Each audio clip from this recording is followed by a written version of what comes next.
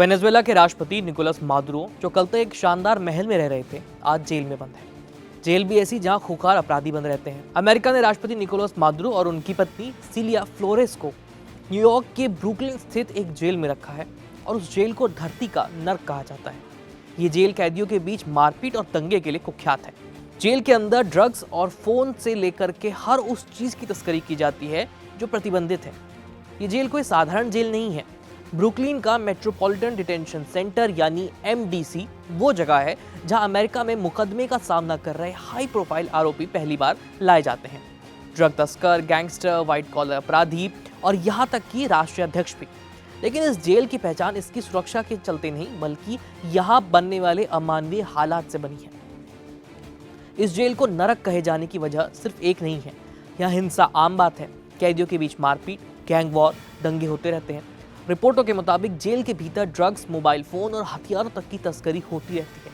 यानी जिस जगह कानून का सबसे सख्त चेहरा दिखना चाहिए, वहां अवैध कारोबार फलता फूलता है।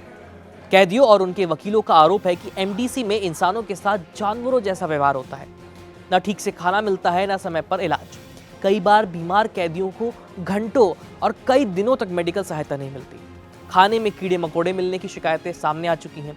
सर्दियों में हीटिंग सिस्टम फेल हो जाना यहाँ कोई नई बात नहीं है। 2019 की सर्दियों में तो हालात इतने खराब हो गए थे कि जेल एक हफ्ते तक अंधेरे और ठंड में डूबी रही थी। बिजली गुल थी और टेम्परेचर 0 के करीब था। कैदी कंबल के लिए तरसते रहे। इसके बाद भी सुधार के दावे होते ही रहे, लेकिन जमीनी हकीकत बार बार सवाल खड़े करती रही। यही वजह है कि कई मामलों में कैदियों ने खुद जज से अपील की कि उन्हें MDC जेल न भेजा जाए। और हैरानी की बात यह है कि कुछ जजों ने फैसले में जेल की हालात को गंभीर और अमानवीय मानते हुए आरोपियों को इस जेल से बचाया भी है। 2024 में एक 74 साल के कैदी को सजा सुनाते हुए जज ने कहा साफ तौर पर कि MDC जेल भेजना उसके स्वास्थ्य के लिए खतरा हो सकता है, इसलिए उसे घर में ही नजरबंद रखा जाएगा। MDC ब्रुकलिन का इतिहास हाई प्रोफाइल कैदियों से भरा पड़ा है। मादुरो और उनकी पत्नी को 3 जनवरी की रात करीब 9 बजे इस हिरासत केंद्र में लाया गया।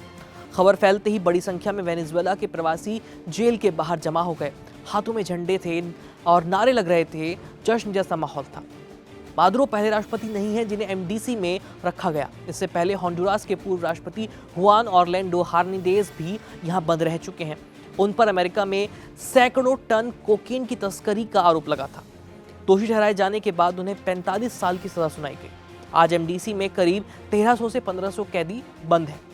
यहाँ सिनाओला ड्रग कार्टेल चलाने वाला इस्माइल एल मायो जाम्बडा गार्सिया जैसे खतरनाक अपराधी भी हैं। हाल के वर्षों में यहाँ हिंसा इतनी बढ़ गई है कि 2024 में 2 कैदियों की दूसरे कैदियों ने हत्या कर दी थी। कुछ जेल कर्मियों पर रिश्वत लेकर के प्रतिबंधित सामान जेल के अंदर पहुंचाने का आरोप भी लगा है।